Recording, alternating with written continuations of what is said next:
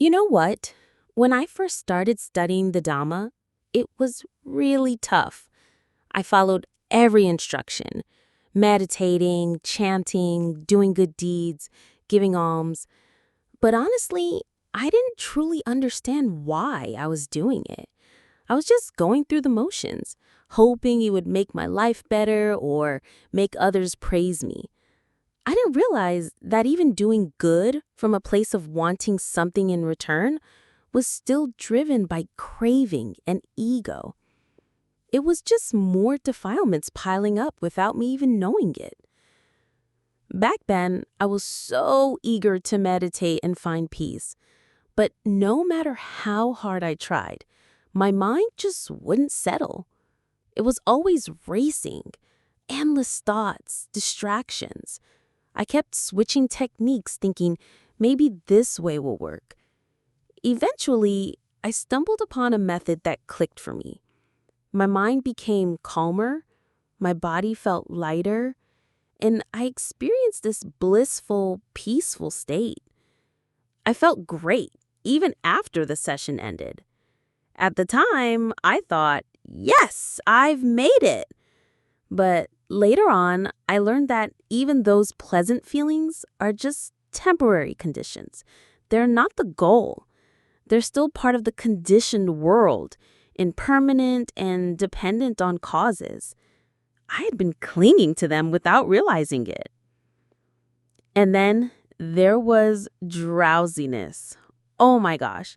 Every time I started chanting, I'd start yawning so much that my eyes watered. I kept thinking, I must need rest. I'll try again tomorrow. So I kept putting it off, being lazy without even noticing. Then one day I caught on. I thought, wait, what if this isn't real tiredness, but just my mind playing tricks? So I pushed through, kept chanting, kept walking, kept sitting. And guess what?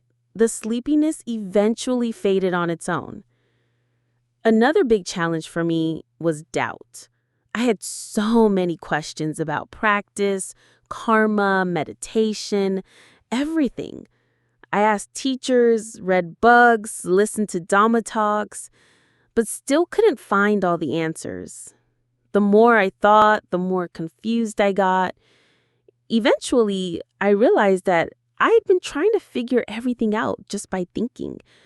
I wasn't experiencing the answers. I was just collecting secondhand knowledge. So I stopped asking and started doing. I began observing and experiencing things directly. And slowly, the answers started to come. Not from outside, but from within. My mind started asking and answering itself. It was like something clicked. I remember one day thinking, why do I hold on to anger for so long? Sometimes I'd be mad at someone for years, not even realizing that I was burning myself up inside. But when I started seeing more clearly through Dhamma practice, I saw that when someone speaks harshly, it's really their own defilements at work. If we are mindful, we won't absorb it. The mind by nature is calm.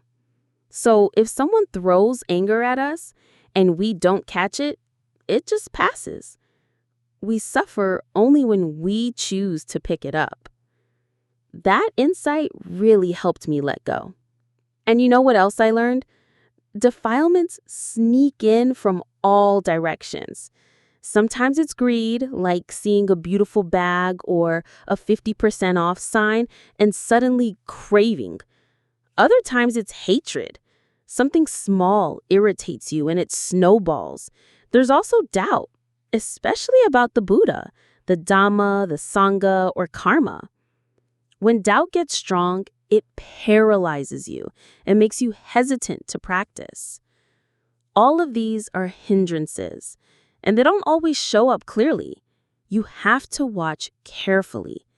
That's why mindfulness is key. Without mindfulness, you won't even realize that your mind has been hijacked. The mind is truly fascinating. It's been with us since birth, yet most of us don't know how it works. But it controls everything: our thoughts, our actions, our success or failure. If the mind is led by defilements, it can destroy even the best situations. Like, imagine someone with a great job, but they get greedy and corrupt. That greed can ruin their whole life and hurt others too. The Buddha called these obstacles niwarana, hindrances that block our path. They delay us, drag us down, and keep us from progressing. They're sneaky. Some people don't notice anything except a vague irritation or boredom. Others get stuck in doubt or frustration. But the important thing is to just keep practicing. You don't have to force yourself to gain insight. Just be consistent. Keep developing mindfulness and focus. The mind will begin to see things clearly on its own. It helps to study too. Read the Pali Canon, listen to good teachers, and if something comes up during practice, don't be afraid to ask someone wise. But always remember, the biggest obstacle isn't outside. It's the defilements within us.